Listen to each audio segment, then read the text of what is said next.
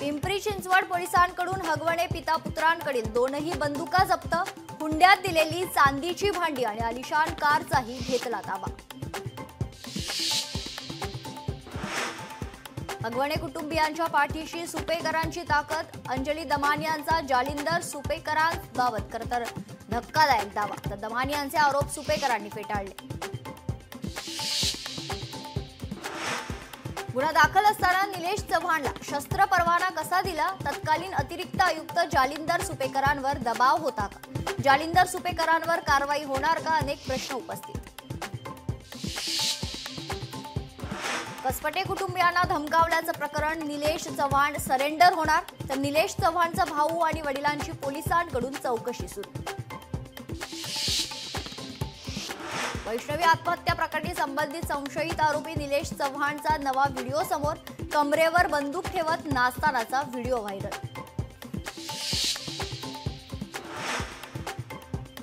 एनडीएतील घटक पक्षांची उद्या महत्त्वपूर्ण बैठक, दिल्लीत उद्या सकाळी बैठक पार पडणार। एनडीए घटक पक्षातील मुख्यमंत्री उपमुख्यमंत्री हजर राहणार।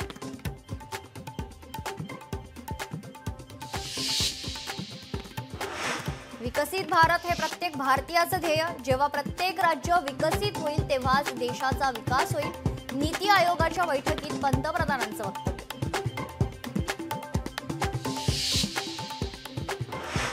रविवारी संपूर्ण राज्याला पावसाचा रेड अलर्ट, 28 मे पर्यंत अतिमुसळधार पावसाचा अंदाज। मुंबई पुणे महामार्गावर अपघात, 7 ते 8 वाहनं एकमेकांवर आदळली, मुंबई लेनवर झालेल्या अपघातानं वाहतूक विस्कळीत।